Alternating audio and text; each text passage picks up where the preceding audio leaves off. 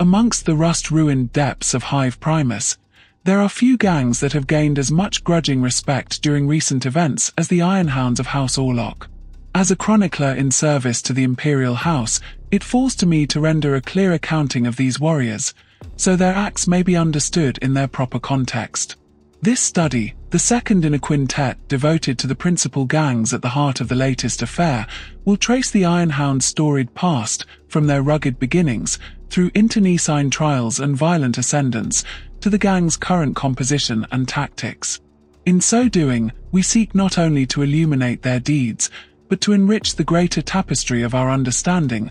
bringing to life a world where survival often rests at the edge of a blade or the muzzle of a gun. Drawn from the ranks of drudges who toil away within the smoke-wreathed refineries of House Orlock, the Iron Hounds, like many gangs of this house, have a reputation for ensuring the completion of their tasks, no matter how demanding the job or perilous the circumstance. With each member escaping a life of back-breaking labor and the constant threat of industrial mishap,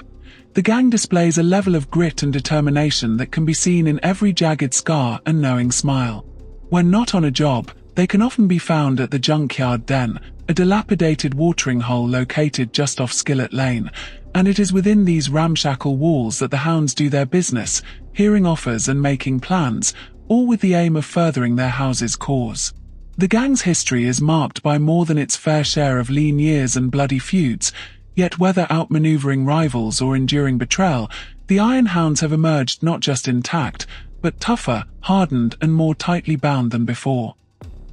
As with my previous examination into the Neo-Spider nexus of House Van Saar, gathering the information on the individual members of the Iron Hounds has been an arduous task involving many weeks of detailed research as well as in-person interviews with those citizens of the Underhive who have first-hand knowledge and eyewitness experience of these gangers in action.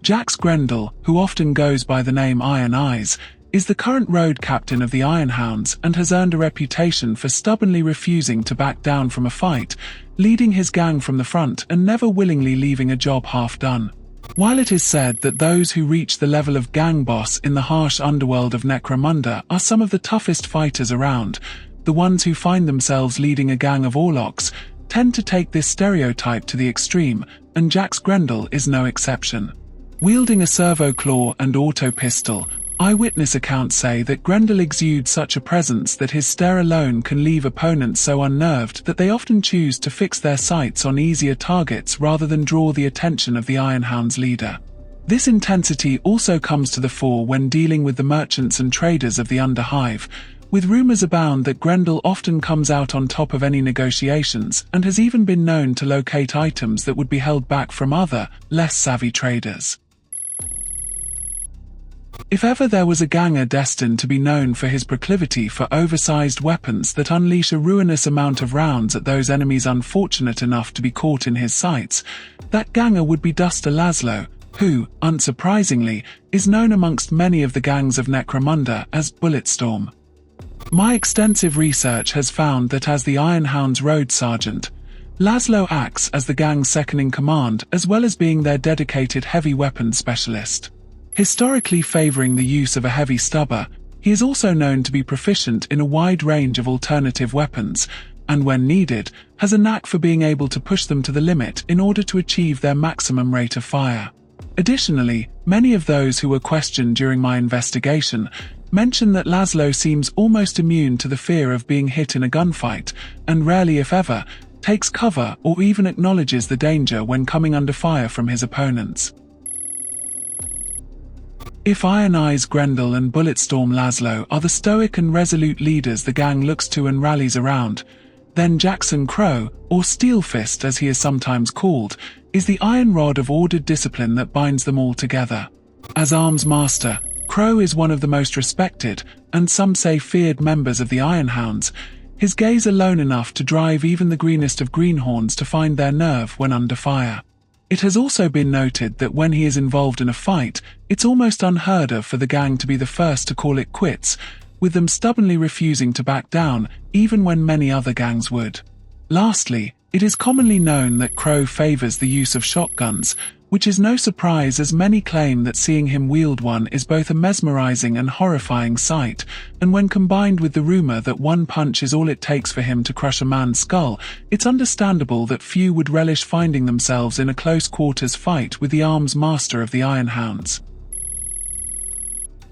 Beyond the Hounds' leadership, the core of the gang is comprised mostly of gunners, those gangers who have proven themselves worthy of full membership by working their way up from a mere greenhorn through grit, determination, and outright stubbornness, until they have finally done enough to earn their seat at the table. Amongst these gunners there can be a wide range of experience, with my investigations highlighting Slate Lander and Zeke Hammerstein as perfect examples of this, the former a veteran of countless jobs with the latter only just gaining promotion. There are other differences too, such as the fact that while Lander often uses a combat shotgun, he is also known to be comfortable using a range of different weapons, whereas Hammerstein still tends to stick to more basic tools, including the twin auto pistols he carries at his hip. Lastly, both fighters have been witnessed wearing slightly heavier armor than their fellow gunners, which suggests the use of mesh armor rather than flak, which is generally more common.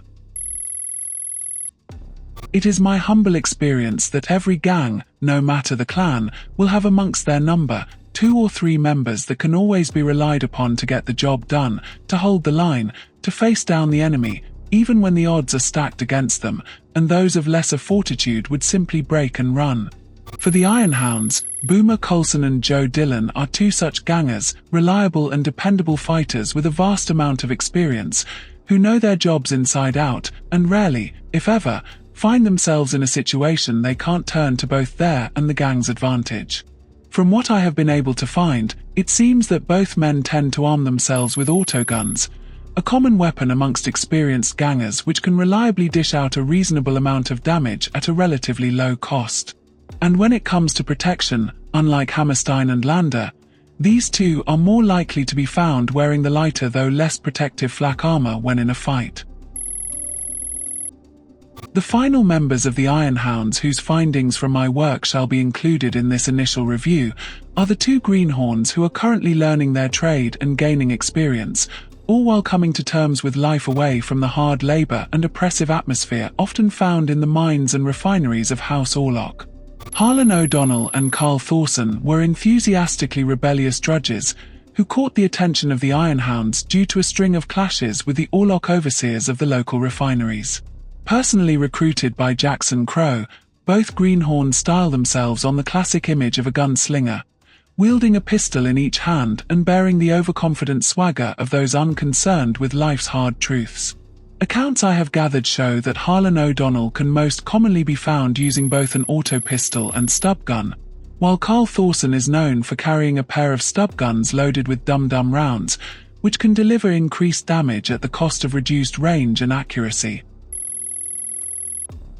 In summary, as we begin to chronicle the Hounds' actions during the recent events and upheavals covered within my thesis, it is my humble opinion that while they may seem like little more than a group of barroom ruffians, they are in fact a gang of experienced and reliable fighters, who are both able and willing to turn their hand to a variety of tasks and are unafraid to stand up against any foe, so long as the reward for doing so is high enough for them to actually take on the job. As with my previous entry, I would like to encourage those present to indicate if you found this report enjoyable, and if you did, to look to the scrolls of enrollment so that you may continue following along, and mayhap even receive notice of the next installment. Finally, I continue to believe that the gathering of supplementary commentary leads to an improved understanding, so I encourage you to leave a comment if you so wish for my further consideration. Thank you for your attention, and may the Emperor's blessings be upon you.